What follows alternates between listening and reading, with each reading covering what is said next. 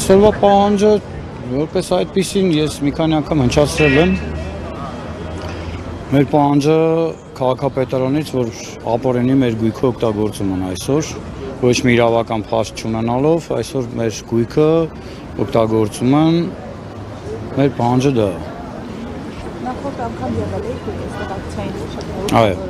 Բարձրացել եք վերել։ Չէ, ես չեմ բարձրացել, մեր աշխատակիցները բարձրացել են։ Սպասելիքները անցած անգամ չարդարացվեցին, այսօր ինչ։ Դե այսօր ոնց հասկացա հավաքվել են բոլոր աշխատակիցները, բոլոր հիմնարկների,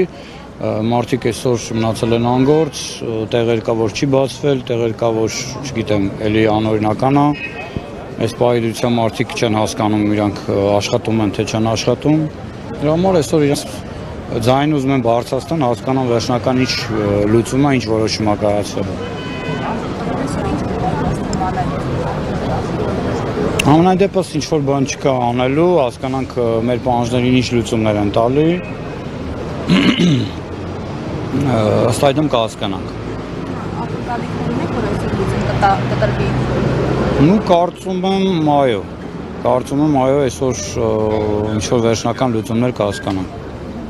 Մնացած հիմնարկների մասին է խոսքը։ Մեր մասով դեռ ոչ մի ակնկալիքի չեմ էլ սպասում ես այս պահի, քանի որ այս պահին մարդիկ ապօրինի օգտագործում են մեր գույքը,